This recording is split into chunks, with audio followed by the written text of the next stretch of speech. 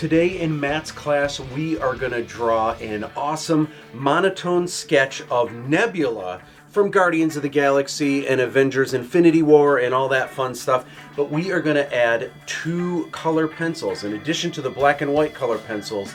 So it's going to be a really cool limited color sketch illustration. It's going to be really cool. It's an awesome technique. You got to stick around for this.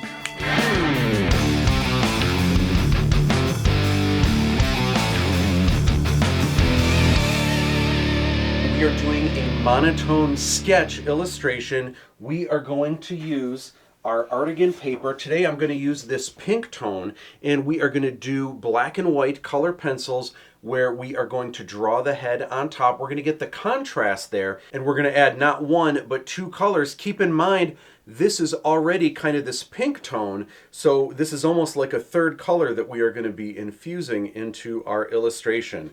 So let's start with black color pencil, drawing now. So at this point, I'm just really hammering in some darks. She's just got those really glassy black eyeballs that are pretty rad looking. As you start to move into more colors, especially once you get to full color, but as we're starting to add more colors, I don't have to be as cray-cray about the initial darks that I'm doing with black, because sometimes this black that I start with can dilute the colors a little bit in a way that I might not be happy with. I may not want to go too crazy with those darks because it might mix kind of muddy, and I don't want it to mix muddy. Nose rolls into shadow underneath, but then hammer in that cast shadow just a little bit darker. This area is pretty dark. It's pretty hard to see exactly what is going on. So I'm going to draw what I see. And I think that's one of the biggest difficulties that I think aspiring artists and students have is, you know, you learn all of this anatomy in like your figure drawing classes and whatnot, and it's all good stuff, but sometimes students will rely so heavy on that that instead of drawing what they see, if they're trying to duplicate something that's in a photo, they draw what they know. I'm not just drawing these lines, I'm looking for the thickness of the lines, because that thickness is going to help separate things, and you need to approach each one of these like they look like they're lines, but they're really shapes. They're just long shapes. So I need to approach them that way. Starts to roll into shadow. Dark enough to where I think it's appropriate to shade in with a black colored pencil. Just a little bit darker right under this part of the nose, and then it starts to get darker again, kind of right in this little corner here. Upper lip needs to go a little bit darker, the way the light is coming down. There's a nice cast shadow under the lower lip. Now, one thing that I wanted to mention about this whole illustration here is, again, when I drew this out, I knew I just wanted it to be a head on here. The magazine that I had, if you can kind of tell where the text is, her head was totally at an angle like that, which is kind of interesting, but for some reason when I drew this, I just didn't want her head to be at that angle again. So I tilted her head kind of this way and had it more upright. For whatever reason, I just thought that was more interesting than this head down kind of scenario here. So I've got my darkest darks drawn in, so now is the first fun part where I get to add in my highlights. So basically I'm going through anywhere where I see basically white, I get to kind of go in and add all of these dreamy little highlights, and that's really going to make a lot of this start to stand out. And a lot of this I'm going to be going over with one of the 2 colors that I'm adding, kind of going back and forth and back and forth. There's like a highlight here, there's a little bit of a highlight sheen here, there is a highlight right on the other side of this ridge here. See how already that's going to make like this really cool plating? It looks like the plate of the head here meets up against that one. Got these nice highlights in the eyes here. Really want to blast that out. Blast this highlight out here. Again, I want to draw what I see, not just what I know. A little bit of a highlight on the cheek here. A little bit of a highlight here on the nose. Got the lips here. Again, these random kind of shapes, making it look like the texture And the lips, I want to draw what I see, but every opportunity I get, I want to make it random. Now I've got these cool highlights and this cool like eyepiece.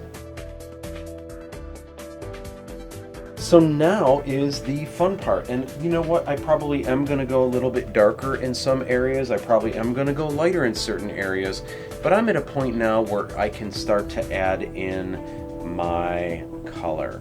So the two colors I'm going to use, big shocker, I'm going to use like this kind of cool light blue color that's in the sides here, and then I'm going to use this purple color in the middle. So I've got this cool laser blue, I think this is non-photo blue is what this is called. So I'm going to go ahead and I'm going to add it in, but in the places that I add it, I'm not just going to be like, oh, just add it everywhere. I'm really going to take a look at, there are some areas where it's really blue, and then some areas where it softens up a little bit. This little piece here gets a little more blue towards the top, and I think that's going to be important as I kind of render around the shape here. Some areas I can go a little softer, and some areas I can jam in just a little bit more. So already that looks really sweet, just adding in like this little pop of color. That's pretty cool, but you know, I think already I want to play with that, and I want to lighten up some of these areas. There's some areas in here that just go a little bit lighter. I like that, that's really gonna help. And it's really waxy. I'm kind of working in these waxy color pencils, but it's actually really cool because in a weird way, it's almost like oil painting on paper with color pencils, because you're able to kind of blend in these colors.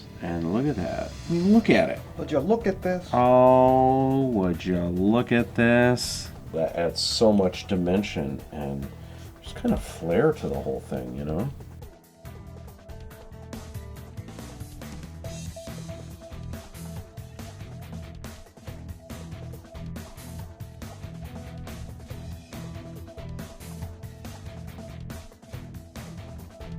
I feel like just to make her stand out a little bit, I can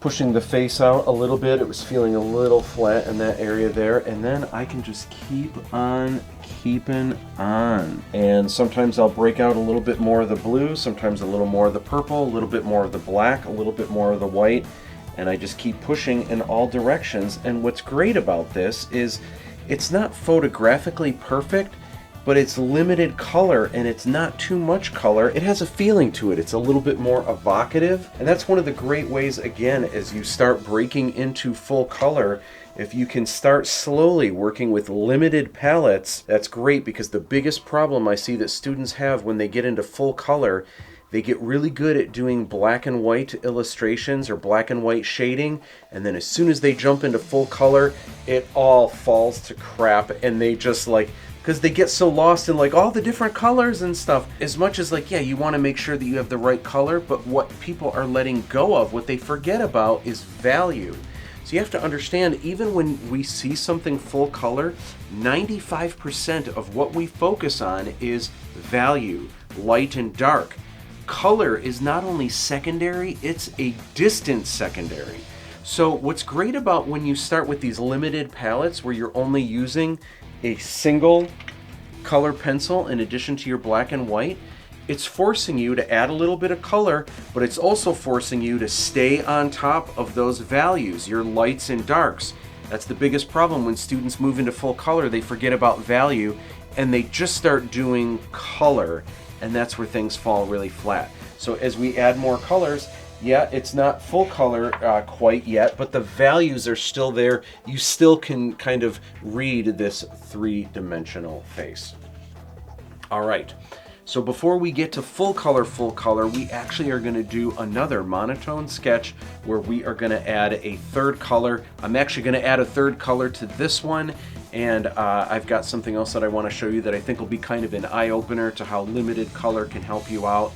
And then there's going to be another video that we bust out the big guns with color pencil, full color. That is going to be cray-cray, so I hope you guys come back for that. All right, be well, and I'll see you guys soon.